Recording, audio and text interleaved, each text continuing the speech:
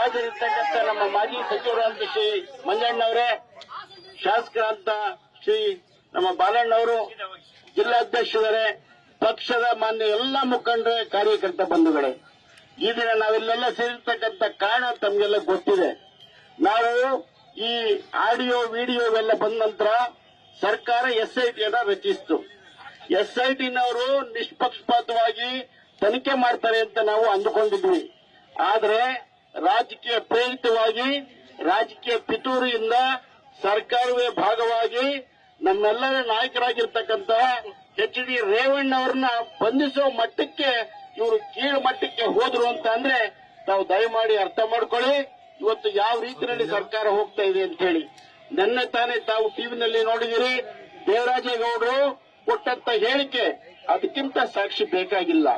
ಅವರೇ ನಮ್ಮ ಪಕ್ಷವರಲ್ಲ, ಅವರು ಬೇರೆ ಪಕ್ಷದವರು. ಯಾರು ಇದರಲ್ಲಿ ಹಿನ್ನೆಲೆ ಇದ್ದಾರೆ, ಪ್ರಚಾರದಲ್ಲಿ ಯಾರು ಮೂಲ ಭಾಗಿಯಾಗಿದ್ದಾರೆ ಎಂಬತಕ್ಕಂಥದ್ದು ಆಡಿಯೋದಲ್ಲೂ ಇದೆ, ವಿಡಿಯೋದಲ್ಲೂ ಇದೆ. ಈ ರೀತಿಯ ಸಾಕ್ಷ್ಯ ಬಂದಿರೋದ್ರಿಂದ ಎಸ್ಐಟಿನವರು ಈ ವಿಷಯವನ್ನು ಕೂಡ ಅವರು ಪರಿಗಣಿಸಬೇಕು.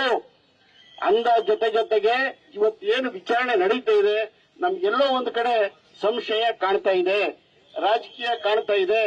ಅದಕ್ಕಾಗಿ ನಮ್ಮ ಪಕ್ಷ, ಜಿಲ್ಲಾ ಜನತಾದಳ ಪಕ್ಷ ಒತ್ತಾಯ ಮಾಡ್ತಾ ಇದೆ.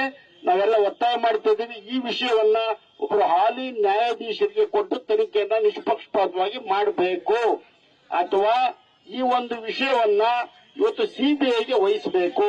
ಇದಕ್ಕೆ ರಾಜ್ಯ ಸರ್ಕಾರವೇ ಶಿಫಾರಸು ಮಾಡಬೇಕಾಗ್ತದೆ, ಇವತ್ತು ಒತ್ತಾಯ ಮಾಡಬೇಕಾಗುತ್ತೆ.